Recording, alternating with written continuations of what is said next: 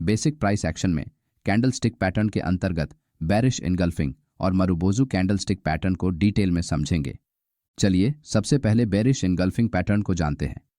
Bearish engulfing candlestick pattern में दो candles का समावेश होता है, जिसमें एक बुलिश ग्रीन कैंडल और दूसरी कैंडल बेरिश होती है, और ये मार्केट में आने वाले बेरिश रिवर्सल के सिग्नल की तरह काम करता है।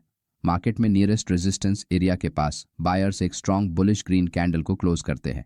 नेक्स्ट कैंडल की ओपनिंग इस ग्रीन कैंडल के ऊपर होती है, मगर हायर लेवल्स पर सेलर्स मार्केट में एंट्री बनाते हैं और प्राइस को नीचे पुश करते हुए लोअर लेवल्स पर क्लोज करते हैं। यहाँ इस रेड बेरिश कैंडल की क्लोजिंग प्रीवियस ग्रीन कैंडल के बॉडी साइज के नीचे हो जाने के कारण ये रेड कैंडल ग्रीन कैंडल को पूरी तरह कवर कर लेती है, मतलब इनगल्फ कर लेती है, इसलिए इसे इनगल्फिंग कैंडल कहते हैं। बेरिश इनगल्फिंग पैटर्न में रेड कैंडल की ओपनिंग ग्रीन कैंडल के ऊपर और क्लोजिंग ग्रीन कैंडल के नीचे होती है, तो ये एक परफेक्ट पैटर्न होता है। लेकिन लाइव चार्ट में आपको हर बार इस तरह का परफेक्ट पैटर्न नहीं दिखेगा।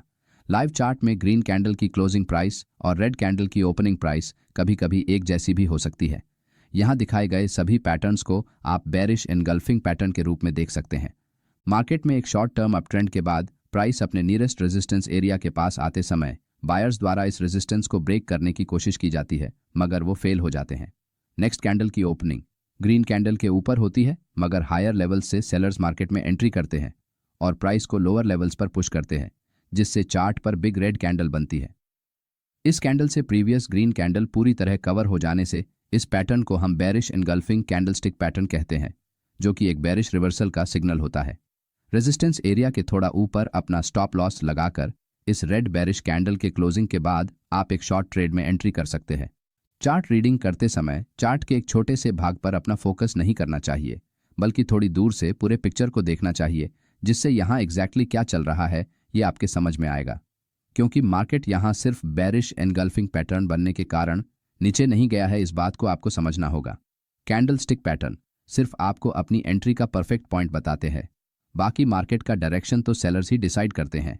यहाँ इस छोटे से पुलबैक को देखकर बहुत से न्यू ट्रेडर चार्ट पर ग्रीन कैंडल्स बन रही है, इस कारण बाइंग करते हैं और अपना स्टॉप लॉस हिट करवा लेते हैं। मार्केट में आज के दिन का प्राइस एक्शन पिछले दिन के प्राइस एक्शन को कंटिन्यू करता है या फिर फॉलो करता है। बहुत जल्द हम चार्ट को कैसे रीड करना है इस पर एक डिटेल वीडियो बनाने वाले हैं। चलिए अब मारुबोजू कैंडल को जानते हैं। मारुबोजू कैंडलस्टिक पैटर्न में एक ही कैंडल होती है। इस कैंडल की कैंडल बॉडी नॉर्मल कैंडल्स के मुकाबले बहुत बड़ी होती है। इसमें कैंडल की विक बहुत छोटी या फिर ना के बराबर होती है। इस कैंडल के बुलिश और बेरिश ऐसे दो प्रकार है। जिस कैंडल की विक छोटी है और बॉडी बड़ी है, साथ ही जो कैंडल अपने पिछले बहुत से कैंडल्स के मुकाबले ज़्यादा बड़ी होती है, उसे हम मारुबोजू या फिर मोमेंटम कैंडल कहते हैं। ये कैंडल मार्केट के स्ट्रॉन्ग मोमेंटम को दर्शाती है। मार्केट में जब भी एकदम से कोई तेज़ मूव आता है, तब इस तरह की मोमेंटम कैंडल्स बनती है और प्राइस तेजी से एक लेवल से दूसरे लेवल पर मूव करती है। चलिए अब कुछ एग्जांपल्स देखते हैं। निफ्टी 50 के 5 मिनट टाइम फ्रेम का चार्ट है। यहाँ मार्केट ओपन होते ही price big bearish momentum candle बनाकर नीचे जाती है, लेकिन लोअर लेवल्स पर बायर्स मार्केट में एंट्री बनाते हैं, जिससे चार्ट पर फिर से बुलिश मोमेंटम कैंडल बनती है। इस कैंडल में कैंडल विक ना के बराबर है और कैंडल बॉडी बहुत बड़ी है।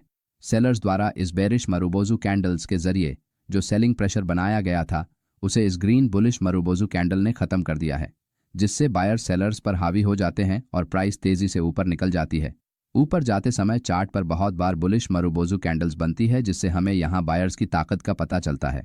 मारुबोजू कैंडल को ट्रेड करते समय अगर आप इस कैंडल के क्लोजिंग पर एंट्री करते हैं तो आपका स्टॉप लॉस बहुत बड़ा होता है।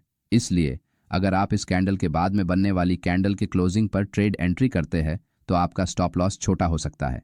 बहुत बार न्यू ट्रेडर चार्ट पर इस तरह की मोमेंटम कैंडल को बनते हुए देखकर कैंडल के क्लोजिंग का इंतजार नहीं करते और बीच में ही ट्रेड एंट्री करते हैं, लेकिन बहुत बार कैंडल हायर लेवल से रिजेक्शन फेस करते हुए नीचे आती है और अपने ओपनिंग प्राइस के नीचे जाकर क्लोज करती है।